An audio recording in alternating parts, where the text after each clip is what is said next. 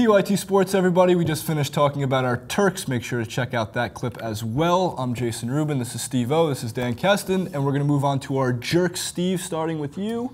Who was your jerk? I'm going to go with Jay Cutler and the Bears. Actually, it's not. I'm being a bit unfair to Jay Cutler because it's the entire Bears team. They're a bunch of clowns. They're the bad news Bears. And as the season is progressing, they're getting worse and worse and worse. I mean, there were high hopes for the season.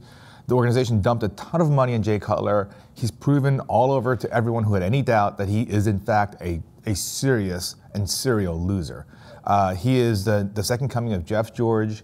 He has a great arm, and he has moments of brilliance, but is surrounded by too many moments of poor decision-making, bad body language, bad play, bad teammate. And my God, he's surrounded by weapons. Matt Forte, Brandon Marshall, Alshon Jeffrey, Bennett. I mean, he has tremendous weapons, and he just can't seem to do things right. And I think, I have this theory that if you have a loser at the top, that loser attitude and that loser way kind of permeates throughout the team. So whether it's a quarterback or the head coach, if you have losers at those key positions, the team just can't get anywhere. It just can't. And that's why people like Marshall and Jeffrey and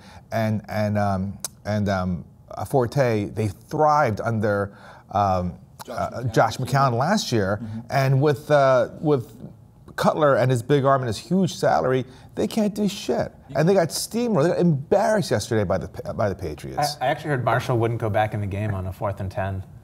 Is that right? Yeah, he didn't want to go back in the game. You have a quarterback with possibly the strongest arm in the NFL, and you have two receivers who both stand at what, 6'4", 6'5", and Brandon Marshall. These guys can jump ball guys, throw it up to them, they're going to catch it, and he can't find a way to put a 50-yard pass to two of the most talented receivers in the NFL. Something's not right there.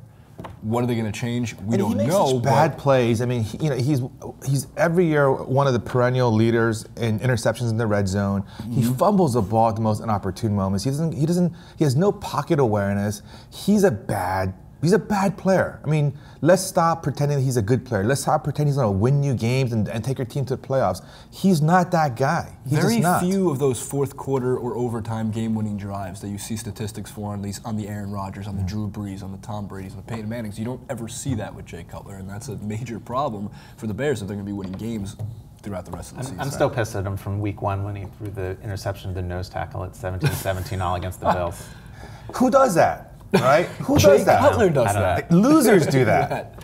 Yeah, so he's my jerk of the week. Jerk of the week. Dan, moving on. I actually have two jerks of the week. My first jerk of the week is the well-deserved Geno Smith.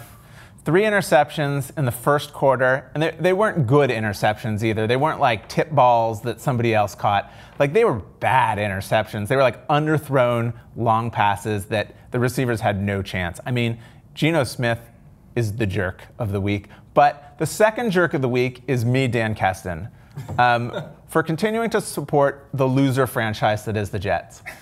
I really need to get off of this team. Like, I keep expecting it to be different year after year, but it's not different. It's still the Jets. Loyalty is important. I know. I want to be loyal as a Jets fan, but like, it is hard. They just don't get better, and they always find new ways to lose. And this weekend, watching Geno Smith just keep throwing the ball to the other team.